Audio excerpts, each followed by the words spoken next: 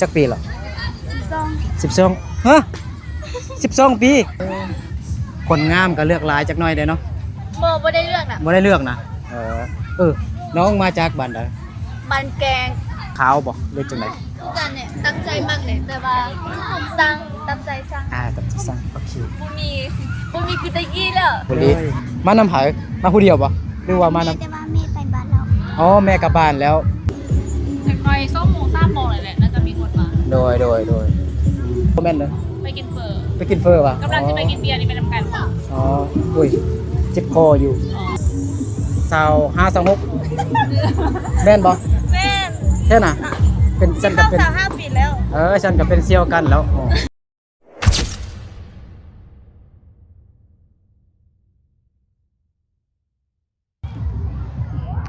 สบายดีเบิดสุขุสุขคนเด้อยินดีต้อนรับเข้าสู่ช่องเบานึกเผาปล่อยเส้นเก่าเหมือนเคยเนาะสำหรับคลิปนี้ก็เป็นคลิปอีกคลิปนึงเนาะที่พิเศษเนาะพี่น้องนี่คือเบานึกอยู่บ้านห้วยสำอ้อใหญ่พี่น้องเนาะอยู่เมืองสยามบุรีแขวงสยามบุรีสปปลาวเหนือเนาะสบายดีเดี๋ยวขอถามหน่อยนึงอันนี้เป็นบ้านห้วยสำอ้อใหญ่เหมือนบ่มันขึ้นกับเมืองอย่างเมืองเพียงหรือเมืองไสยะเมืองไสยะวะเมืองสยามบุรีเนาะโอเคขอบใจคือบ้านห้วยสำอ้อใหญ่เนาะพี่น้องเนาะเพราะว่ามันมีซ่องบ้านเด้มันจะมีห้วยสำอ้อใหญ่แล้วก็มีห้วยสำอ้อน้อยพี่น้องเนาะห้วยสำอ้อน้อยเนี่ยมันจะไปต่อพี่น้องเนาะ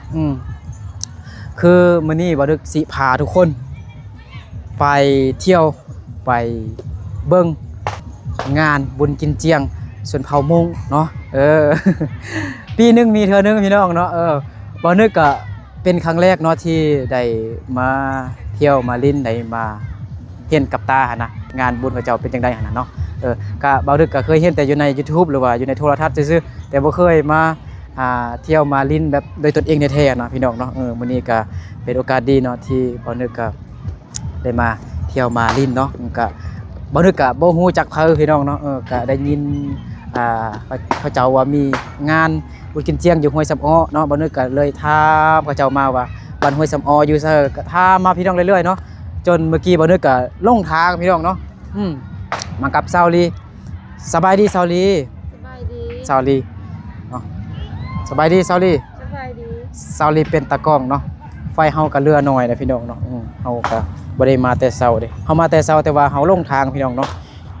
ลงทางนี่บ่คือลงฮักเลยพี่น้องเนาะเดี๋ยวบ่นึกจะพาทุกคนไปเที่ยวไปลิ้นไปเบิ่งไปส้มว่าเป็นจังไดเนาะครั้งแรกเลยนี่เนาะพี่น้องเนาะเป็นเบิ่งกล้องดีๆเลยเนาะเขาเจ้าก็ค่ายเครื่องพี่น้องเนาะค่ายสุดมงค่ายเสื้อผ้าหน้าเพค่ายมักใหม่มักตอก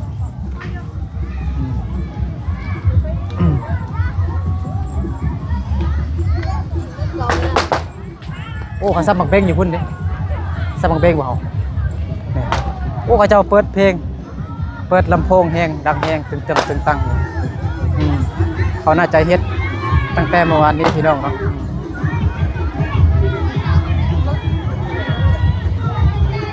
เขากินเหล้ากินเบียร์เอาไปเบิ้งสุดมงกันเนาะเด็กน้อยก็ใส่ผู้ใหญ่ก็ใส่เนาะจะเป็นเดินกับลายเลยเนาะบางคนก็มาแต่เช้าเขาก็จะกลับบ้านกลับซ่องแล้วพี่น้องเนาะ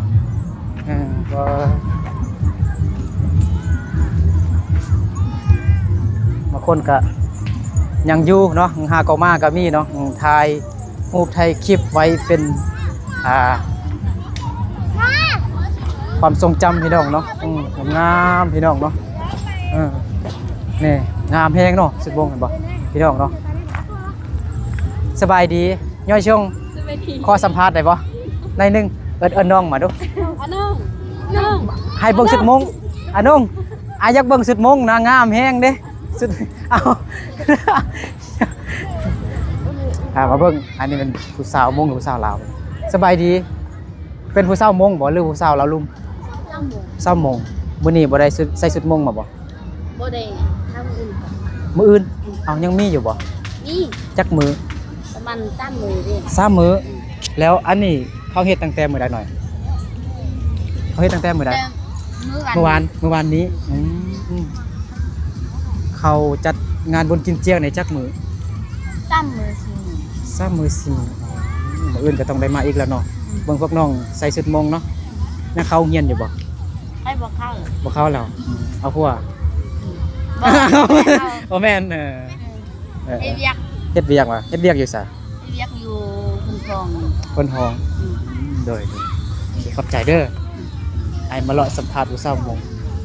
บางคนก็ใส่มาเนาะบางคนก็บ่ใส่เด้อเนาะขอบใจเด้อโดยฮะใส่สุดงามนี่คอยสิไปถ่ายรูปที่ย่อยชงสบายดีขอสัมภาษณ์หนิดนึงไหนบ่มาแต่บ้านใดไอ้อยากฮะบ้านน้ำทรงโอ้เมื่อกี้เนี่ยไอ้ก็มาทางบ้านน้ำทรงนั่นเด้น้องซื้อว่าจังไดก็ ยัง ซื้อน้องยางมงหยัง น้องลี มงวือ น้องลี มงลีจักปีเหรอ 12ฮะ12 ปีอ้าว12 ปีผู้ใหญ่แท้ใหญ่กว่าอายซ้ำสูงกว่าอีกป้ายังเข้าโรงเรียนอยู่บ่ยังเข้าอยู่มหยังมผู้ใหญ่เนาะใหญ่กว่าอายุเนาะอายุน้อยแต่ว่าคนใหญ่แล้ว โอเคสบายดีน้องเด้โดยชื่อว่าจังได มาเยีย มาเยียจักปีเหรอ13 ปีเป็นเอ้ยน้องยังก็ลืมแล้วน้องซื้อยังก็ไอ้ลืมแล้วซื้อยังอ้าวยังเข้าโรงเรียนอยู่เป็นบ่อันนี้มันเขาเอิ้นว่าสุดมงอันเขี้ยวหรือว่าข้าวหรือว่าอีหยังอันนี้เขี้ยววะเขาเป็นมงหยัง เป็นมงวือมงลีเหมือนบ่ เป็นมงลีคือกัน ฮะ เป็นมงลีคือกัน มงลีคือกัน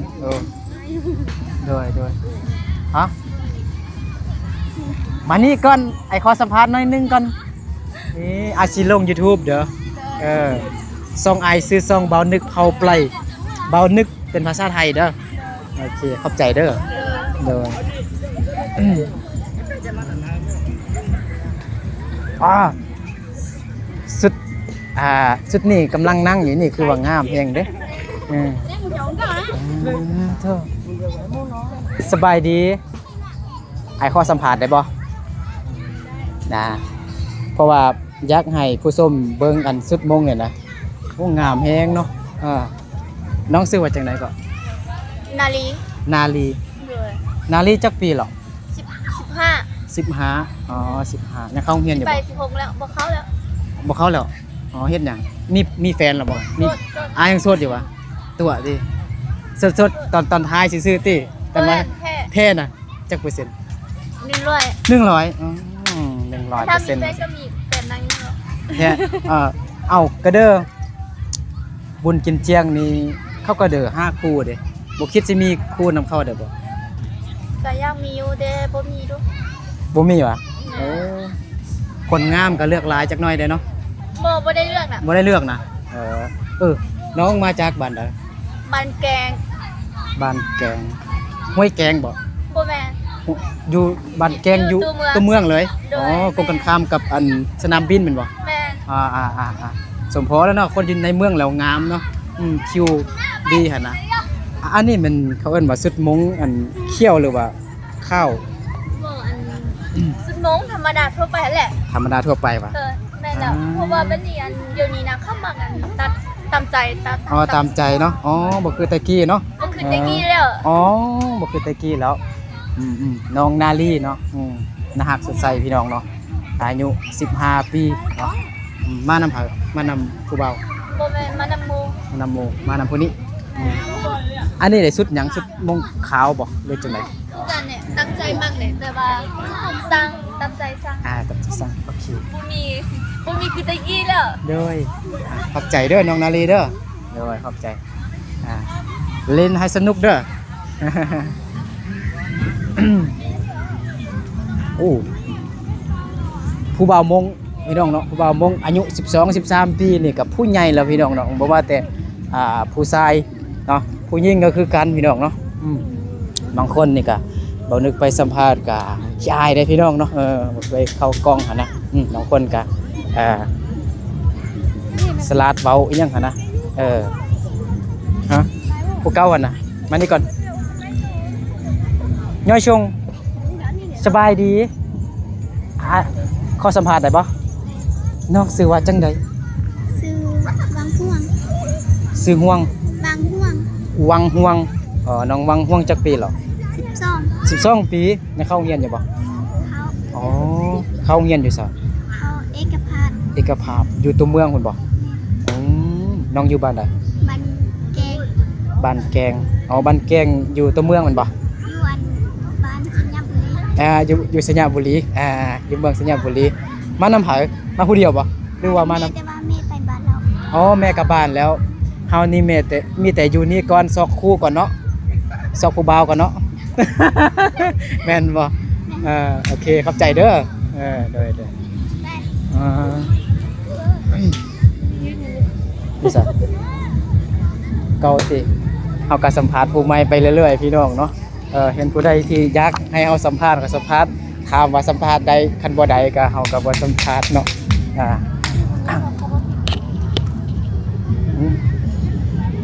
เฮาก็วนๆเวียนๆอยู่นี่แหละไปซับปักเบ้งบ่วันนี้ก็เป็นวันที่20เดือนธันวาคมปีคศ2025พี่น้องเนาะก็เดินกับบ่ค่อยกว้างปานใดพี่น้องเนาะว่าผู้สาวแบบรุ่นที่อายุหลายๆจักหน่อยแดแม่นกำลังนั่งกินเบียร์อยู่พี่น้องเนาะโอ้ยน้ำจับบ่นึกบรรยากาศคือดีแฮงพี่น้องเนาะ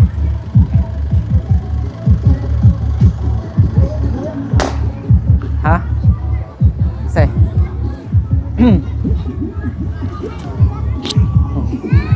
โอ้งามเนาะสบายดีแม่นอันเห็นเมื่อกี้บ่ขอสัมภาษณ์ได้บ่ชื่อว่าจากไหนก็สนี ชื่อตัวนี้ นี ชื่อนี้เมื่อกี้ขี่รถมานำกันแม่นบ่ โมอันนั้นเราประมาณนี้เราไปกินข้าวกับ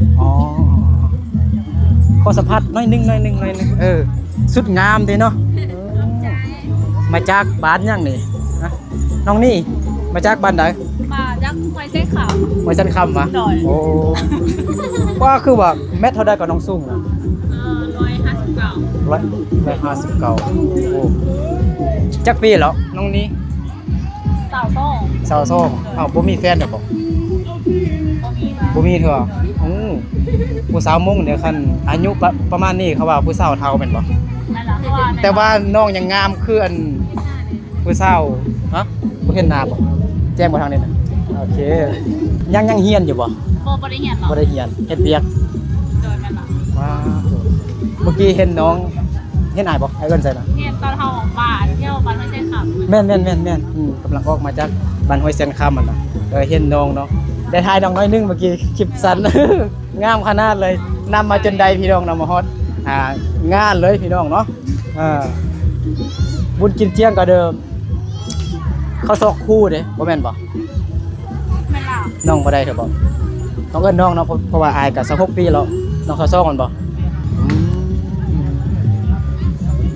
ปีนี้มีคู่แล้วบ่ ฮะ ปีนี้มีคู่แล้วบ่ ยังเหรอ ยังบ่มีเถอะ โดย ให้ซอกให้บ่ โดย เข้าบ่โยนอันลูกบอลบ่ โยนได้ว่าเขาจะไปกินข้าวบ้านเรา นะ ประมาณถึงหน่อย2 โมง 3 โมงเลยแหละน่าจะมีคนมา โดยน้องเว้าบ่คืออันคนมงเนาะเว้าคือคนลาวเด้อบ่แม่นคนลาวบ่ คนโมง คนมงวะ โดย เอาเว้าแบบคือแบบนครหลวงน่ะคนนครหลวงน่ะ อ๋อ ไปเฮ็ดเวียกอยู่พุ่นบ่ แม่ละ อ๋อสมพรเลยสำเนียงคืออันคนนครหลวงพี่น้องเนาะใช่ แล้วไปเฮ็ดเวียกอยู่พุ่นบ่ แม่ละ เป็นจังไดม่วนบ่มื้อนี้นะ จ้ะ หาก็มาหั่นบ่ แม่ละห้าก็มา เมาแล้วบ่ ยังไม่ได้ไปกินเบียร์เหรอห้าก็ เอา ไป เมื่อกี้ กินเฟอร์มา ออกมาจากวงเบียร์บ่แม่นเด้อ ไปกินเฟอร์ ไปกินเฟอว่ะ กำลังจะไปกินเบียร์นี่ไปทำการป่ะ อ๋ออุ้ยเจ็บคออยู่ อ๋อ เป็นไอนะกินยาอยู่มีแต่เลาะ ถ่ายบรรยากาศให้เขาชมมานำกันบ่ บ่เป็นอันพี่น้องกัน เป็นพี่น้องกันวะ จะเป็นหลาน น้องนี่แม่นมงยังก่อ เออ มงเฮ้อหล่ออืมสบายดีสบายดีอันนี้เขาเอิ้นว่าสุดมงยังก่อมันจะมีสุดมงเขี้ยวมงขาวหั่นนะ อันนี้จะเสียงขวาง มาแต่เชียงขวางบ่นี่ ว้า โถ สยามนี่แหละ ราคาคือสิหลักล้านกว่าพุ่นน่ะเนาะแม่นบ่ซื้อยังก่อ นะ จักปีเหรอ จักปีแล้วเบิ่งดู ประมาณ25-26แม่นบ่ แม่น แค่น่ะเป็นฉันก็ เข้า เป็น 25ปีแล้ว ฉันก็เป็นเซี่ยวกันแล้วค่อยก็25-26นี่แหละซื้อยังก่อซื้อยังก่อขอสัมภาษณ์ได้บ่สิเอาลง YouTube ได้เนาะซื้อว่าจังได๋ ซื้อสอบ ซื้อซอ อันนี้มาได้ใส่บ้านไหน อยู่เมืองเพียง ผู้เพียง แม่นมาแต่เมืองเพียง มาเลาะหาผู้สาวมงนี่ล่ะ แม่นนะ มาเลาะหาครู ได้เฮากันมาเลาะหาครู บ่ได้เถอะบ่ เท่าแล้วบ่มีคน เดี๋ยว เท่าแล้ว เซาบ่มีแฟนเถอะวะบ่มีผัวเถอะ บ่ คิดตัวเด้ เอ้า ส่ง อายุ คนมีบวชแล้ววะ เอาคันผู้สาวมงเนี่ยอายุ20กว่าปีนี่ก็ต้องมีแล้ว เฮาบ่เอา ผู้อื่นเนาะเฮาต้องไปหาเงินก่อนแม่นบ่ แม่ เด้อ ไม่เฉยตัวหรอเล่นไปดิแม่ สิไปกินเบียร์แม่นบ่ แข่งเพื่อนจะแรงกัน ไปกินน้ำไหนบ่ ได้ กินเหล้าแท้ได้อยู่กินเบียร์บ่ได้อันนี้น่ะเบิ่งหน้าตาแม่หน้าตาแบบนี้นี่กินเหล้าเก่งกินเบียร์บ่เก่งโอเค ก็ได้แล้วเนาะเดี๋ยวเวลาหมออยู่ต้นน้อยหมอง ามเนาะใช้รูปแล้วบ่ ตายแล้วได้จิตไปหรือไม่ โอเคขอบใจเด้อน้องนี่เห็นบ่น้องนี่ขอบใจเด้อซื้อยังก็ลืมแล้วซื้อคนงามบ่ซื้อซอเนาะยังบ่ได้ไปสัมภาษณ์เถอะแล้วคุณนี่บ่เห็นบ่ซกไอ้น้องหวะบ่แม่นฟ้าแฟดบ่ฟ้าแฟดตินี่หน้าตาคือกันเนาะ กาแฟ โอ้จังสบายดี เฮ้ยสบายดี เฮ็ดแจงบ่เดี๋ยวเบิ่งกันป๊าดโถปานนางฟ้าเนาะปานนางฟ้าซื้อว่าจังได๋ ซูซี่ ซีอายุจักปีแล้ว พอดีปีนี้ก็24 24แล้ว แม่น บ่มีแฟนเด้อบ่ มีแล้ว มีแล้วมีลูกแล้วบ่ ยัง เด้อขอบใจเด้อน้องซีเด้อบอกน้องมาดูแม่นน้องบ่หรือว่าเอ้ย แม่น้องสาว น้องสาวขอสัมภาษณ์นิดนึงได้บ่สบายดีชื่อว่าจังได๋ ชื่อว่าซื้อ ซื้อ โดย ซื้อบ้านภาษาจีนเนาะซื้อจักปีแล้วน้องซื้อ 18แล้ว 18ยังเฮียนอยู่บ่ โดยยังเรียนอยู่ เฮียนอยู่เฮียนหยัง เรียนภาษาจีน นี่ภาษาจีนภาษาจีนคำว่าค่อยฮักเจ้าว่าจังได๋ภาษาจีนน่ะ ว่าไอ้นี่ ว่าไอ้นี่หมดค่อยก็ฮักเจ้าคือกันได้ว่าจังได๋ ว่าไอ้ ฮะ ว่าไอ้ โอ้ยยากอยู่เว้าบ่ได้ขนาดภาษามงก็ยังเว้ายากเลยเด้ภาษามงมันกูลอกกูเนียก็กูลอกก็บ่เรียนเก่งอยู่บ่ ห้างก็เรียนบ่ได้ ฮักก็เฮียนฮักก็จบมาเจ็ดนั่นบ่ไปเฮียนบ่เฮียนอยู่ไสภาษาจีน เรียนอยู่โรงพยาบาล โอ้อยู่โรงพยาบาลขอบใจเด้อน้องชื่อบ่ เลย อันนี้บ่แม่นภาษาจีนบ่บ่แม่นชื่อเป็นภาษาจีนบ่ชื่อ ภาษาจีนชื่อว่าอาซื้อ อาชื่อโอ้สุดยอดว่าถึกจะบ่อาชื่อถึกจะบ่ไอ้ว่าถึกจะบ่อาชื่อ อาซื้อ เลย อาซื้อ โอเคขอบใจเด้อ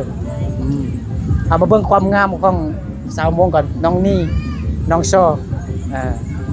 สุดยอดเลย คนงามกับมานำกันเนาะหมดเนาะพวกน้องไงนะคนงามแล้วมานำกันเบิดอยู่บ้านใดก็ไอ้เรื่องทำซื้อ อยู่บ้านห้วยสมอ อยู่นี่เลยมื้อกี้ไอ้ลงทางเลาะซอกอันบ้านห้วยสำอ้ออยู่กลายไปฮอดพุ่น มาทางนี้มาทางบ้านอันบ้านหยังก็บ้านน้ำส้มแล้วกลายปากทางมานี้กลายไปฮอดอันทางใหญ่พุ่นลงไปไทยหุ้นของเขาบ่ไปไทยเลยเดี๋ยวไอ้สิไทยความงามของพวกน้องน่ะพวกน้องไทยฮู้เป้โอเคได้แล้วขอบใจเด้อไปเลาะกัน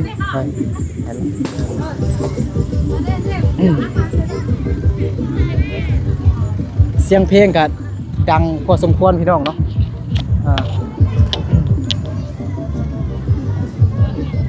เซาลี่เฮาไปซับมักเบ้งจักบาทบ่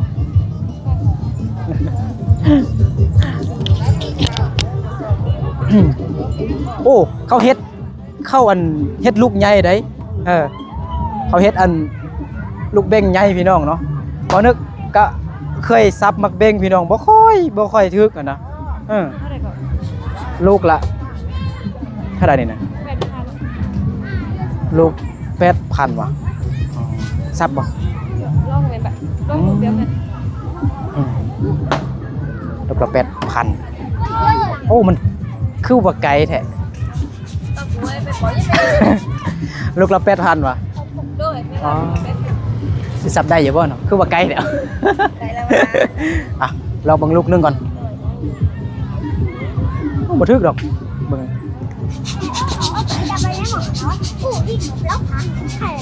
แดดฮ้อนจักหน่อยได้พี่น้องเนาะเอาบ่ฮะโอ้มันยันบ่ถึกบ่เนาะโอ้บ่ยอมแพ้แล้วแหละฮะ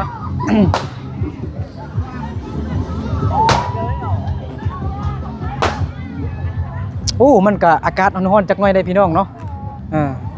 เอาบ่ฮู้เสียงมันสีดังอยู่บ่ไฟมันขึ้น2ขีดบ่ไปสัมภาษณ์ผู้สาวเมื่อกี้พี่น้องเนาะเขาเจ้างามปานดาราบ่นึกจนสัมภาษณ์แบบเคลื่อนๆจักหน่อยได้พี่น้องนี่ผู้ที่กำลังมากับกำลังมาพี่น้องเห็นบ่ใส่ชุดมงงามๆสัมภาษณ์แล้วบ่เมื่อกี้นี่ผู้ที่กำลังสิกลับกับพี่น้องเนาะผู้มาก็มาพี่น้องมาเที่ยวมาเล่นบุญประเพณีชนเผ่ามงเนาะ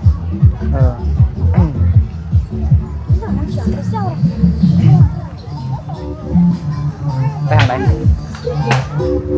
ไปทางนั้นเนาะ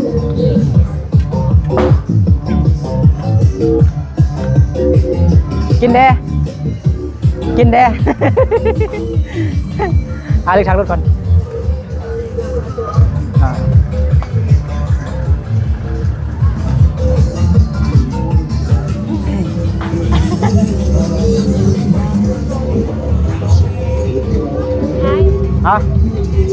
กินเลย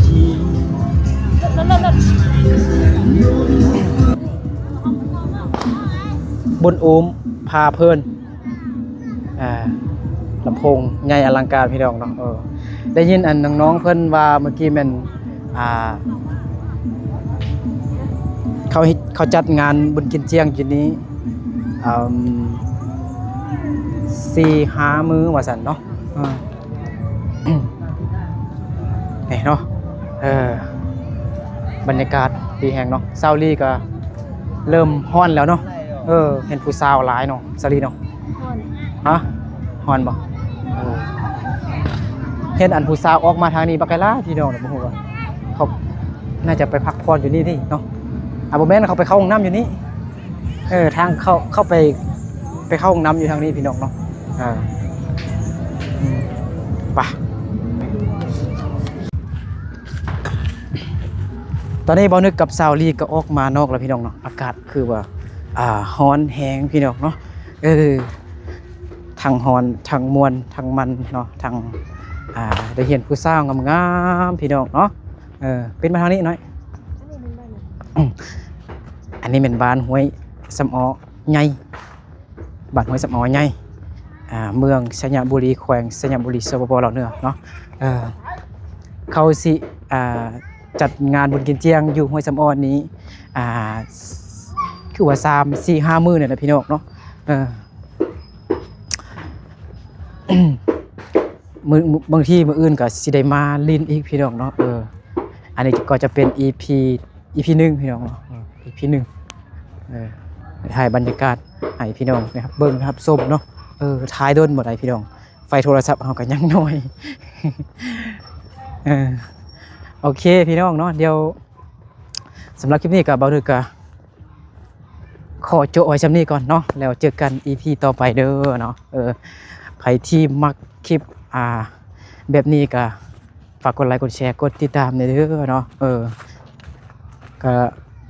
ขอบใจขอบคุณFC เบิดสุขุสุคนเด้อที่เข้ามาติดตามรับชมคลิปเบานึกแต่ต้นจนจบเด้อเนาะหายอยู่ดีไม่แห้งเบิดสุขุสู่คนเนาะมื้อหน้าEP ต่อไปเบานึกสิไปทางใดก็ยังบ่ทันฮู้เทื่อพี่น้องเนาะให้ทุกคนติดตามไว้เด้อเนาะเพื่อเป็นกำลังใจให้เบานึกได้ทำคลิปอีกต่อไปเด้อเนาะเอาสำหรับคลิปนี้เบานึกกับสาวลีก็ขอตัวลาไปก่อนแล้วเจอกันในคลิปต่อไปเด้อสบายดี